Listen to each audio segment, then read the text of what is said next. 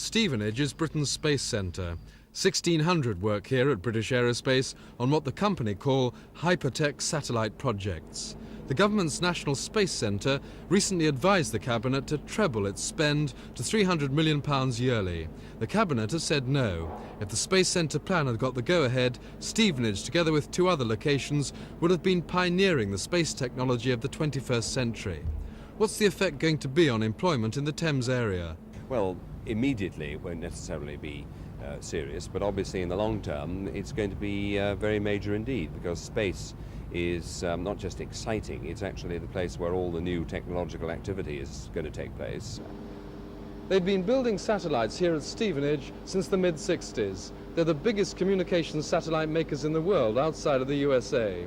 The kind of expertise that they built up here at Stevenage would have been immensely useful in an expanded space program.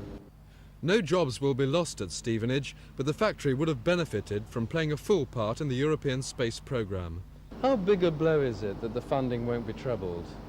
It's a very severe blow. Trebled, well, we didn't perhaps necessarily expect to be trebled, but you have to understand in terms of blow, it's a blow for our children.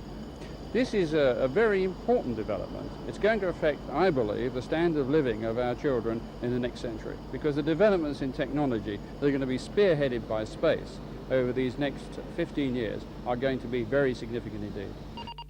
Firms throughout the southeast will eventually be affected by the decision not to put more money in space. Surrey University, which has pioneered low-cost satellites with 2 in orbit and a 3rd about to be launched, says the lack of funding is already hitting their work quite badly.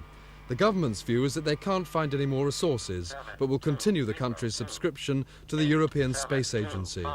A cabinet meeting in November gives a last chance to reverse the decision and keep Stevenage and Britain at the forefront of space hypertechnology. Simon Neve, Thames News.